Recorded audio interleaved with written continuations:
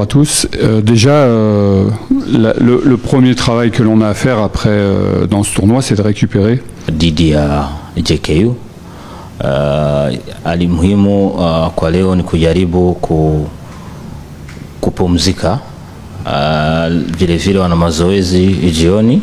Anasema kwamba atajaribu kuzungumza na wachezaji wake ili waweze kujiandaa vizuri mchezo wa Simba, lakini asisitiza kwamba ni mechi nzuri kwa kupima kiwango cha timu yake. Akaongeza kwamba mechi hizi ni vizuri kutumia akili sana, kwa sababu Simba timu kigogwe hapa nchi Tanzania na vile vile barani Afrika. Lakini anasema kwamba Simba wako kwenye mashindano ya CAF Champions League, inaonekana wao wana nguvu kidogo, mazoezi mingi kidogo, lakini wataweza kujisatiti kujaribu kufunga hiyo mechi, lakini hasa kwa kutumia akili sana, kwa sababu mechi hizi lazima utumie akili sana kwa kikosi kama hiki cha Simba. Alors la différence entre le premier et le deuxième match, c'est l'adversaire. Le premier match, il y avait une force physique très importante que nous n'avions pas.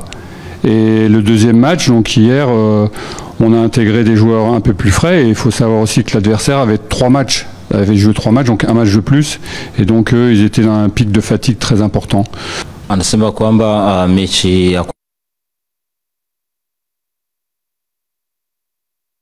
kiwango kilikuwa chini, lakini mechi ya jana alijaribu kuweka wajwele kidogo wenye hawakucheza mechi ya kwanza wenye nguvu. Akasema kwamba ilikuwa vizuri kuweka mabadiliko, kwa sababu timu mpinzani alikuwa akicheza mechi 3, yani mechi 3 anakuwa na mchoko kidogo, lakini mechi ya Simba inaonekana kwamba atajaribu kuweka kikosi ambacho ameweka jana, lakini akaongezea nguvu kidogo, lakini bila kupoteza yani foundation ya timu yake.